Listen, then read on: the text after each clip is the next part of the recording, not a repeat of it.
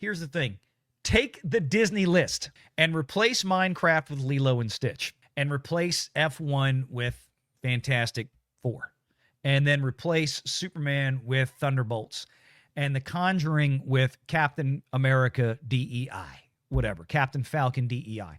Replace Sinners with Snow White. You get where I'm going with this, right? And then look at the box offices, and then understand the problem is that each one of those movies I just rattled off cost 200 plus million. And a lot of them cost 300 plus million. That's the difference.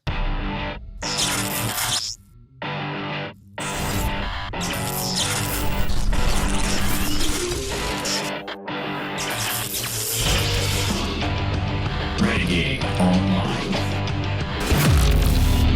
New trailer for Avatar: Fire and Ash.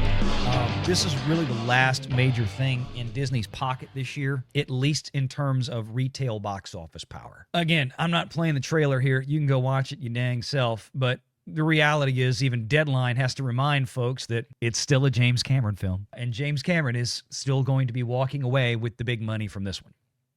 So, bear that in mind. But that's what kind of talked about this headline here that I wanted to bring up real quickly. And then we're going to get to the Star Wars thing. Warner Brothers, the first studio this year to cross $4 billion at the global box office. And what a year Warner Brothers is having. Again, in terms of profitability, even where you have, a movie in there like Superman that may not have quite made it over the hump at the box office in terms of recovering every penny of its production and marketing costs, right? But it like we talked about before, almost assuredly made up the gap with PVOD, and then it still has a lot of shelf life ahead of it for streaming because Warner Brothers doesn't consume all of its own stuff forever. Again, we've seen a lot of the DC stuff find its way over to Netflix in the last year or so. So they're collecting licensing dollars from that kind of thing. So Warner Brothers really having a hell of a year, and congratulations. As we said before, this is the year of David Zaslav, and what we're seeing coming out this year is really almost the entire slate, I believe, if not the entire slate, that was put in motion in 2022, 23, 24, and now, because these things take years to gestate and come to fruition. So we're seeing a year now where really everything that's coming out and the successes that Warner Brothers is having is, I think this is really the first full year of projects that would have been greenlit since Zaslav came in, or almost all of it. It's the first time that Warner Brothers has crossed $4 billion since 2019. The studio pulled it off with 11 theatrical releases versus 20 titles 6 years ago, which, again, that ought to tell you something. I mean, that's the power of quality. Broken out, Warner Brothers has taken in 1.8 roughly billion at the domestic box office, another 2.2 billion abroad. And this is with the Leonardo DiCaprio movie One Battle After Another and its global bow just beginning. Superman proved to fire off the new DC under Chiefs James Gunn and Peter Safran, while the original gambles that Michael DeLuca and Pam Abdi have made at the larger Warner Brothers Motion Picture Group with Sinners and F1, as well as a new IP, a Minecraft movie, have been a smashing success. Warner Brothers' genre label, New Line, achieved 5 consecutive weekends at number 1, setting a record for the label. Don't say horror didn't work, because the Richard Brenner-run New Line minted more than $1 billion this year from scary movies, which is insane. Final Destination, The Conjuring, and of course there were Sinners in there too. Warner Brothers pulled off some other unique records. For example, the first time since 2009, it's the only studio to have 2 movies gross over $40 million on the same weekend, with Sinners and Minecraft. That's a crazy stat. Warner Brothers top distributor for April, but I mean, you look down here, the Warner Brothers top theatrical releases. I mean, Minecraft movie.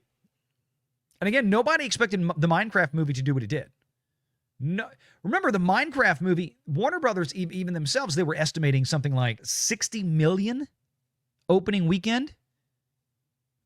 And that was 2 days before the movie opened. 2 days. By Sunday, it was over 160.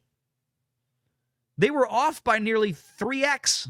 F1 in tandem with Apple for 624 million, which is outstanding. And a lot of that was, there was 400 million of that was international. And again, because of the subject matter, it's F1 racing. F1 really isn't big in North America. NASCAR is what's big here. Superman for 615, Conjuring the Last for 403, and that's still going. That's still going. That movie, and again, that doesn't include this weekend. We had the Conjuring numbers up earlier for what I think 430. What did we say? 433. Sinners at 366. Final Destination, Bloodlines, Weapons, Mickey 17, which that was a mess for him, but nonetheless, it's on the list. Here's the thing. When you look at this Minecraft movie for Warner Brothers, production budget, folks, do y'all remember? It was like $120 million, something like that. $120 million for that. Probably a lot of that was Jack Black and Jason Momoa. And then you had F1 out there that Warner Brothers was a distributor for.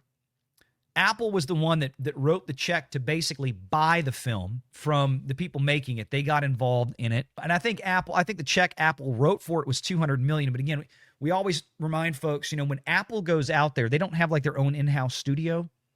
When Apple goes out there and strokes the check for these things, they're buying the rights to own it forever. It's not like Netflix where they write a check to Universal and say, hey, we want to rent Jurassic World for a year, right? They're renting it. Apple's buying these things. And they got Warner Brothers in to do theatrical distribution since Apple doesn't have their own theatrical distribution. But that was a huge success for Warner Brothers, even though it's technically an Apple film. Kind of like James Cameron's Avatar is James Cameron, but Disney does distribution. F1 is Apple's movie with Warner's doing distribution. And they're also going to be doing the physical medium for them too. Superman, obviously, that's purely Warner Brothers. That was probably the most expensive one on the list, right? $225 million for Superman. Conjuring the Last Rites, about $50 to $55 million. Sinners reportedly had a budget of $90 million, which I still cannot believe. Final Destination, Bloodlines, again, around $50 million, I believe. And most of that was spent in that amazing opening scene, that incredible opening scene at the Sky, the Sky Needle restaurant. Just one of the coolest horror movie scenes I've ever watched in my life. Weapons, Warner Brothers wrote a check, bought it from Craigler, $38 million. Here's your money. I mean, they made bank on that. Mickey 17, I think they lost money on. But my point is this. When you start looking at what Warner Brothers, this list that they're involved in, and you really start adding up what they spent, like what they came out of pocket with to make these films. There's a lot of horror movies in here that cost, $40 to $50 million. Maybe when he got 90. F1, again, Apple paid for that. Warner Brothers had to pay to market into the U.S. Final Destination 50, Weapons 30, 35. Here's the thing. Take the Disney list and replace Minecraft with Lilo and Stitch and replace F1 with Fantastic Four. And then replace Superman with Thunderbolts and The Conjuring with Captain America DEI, whatever, Captain Falcon DEI. Replace Sinners with Snow White. You get where I'm going with this, right? And then look at the box offices and then understand the problem is that each one of those movies I just rattled off cost $200+ million. And a lot of them cost $300+ million. That's the difference. The profitability metric. This is what makes this number that Warner Brothers is in the lead with, this $4 billion at the global box office, so much more impressive for me.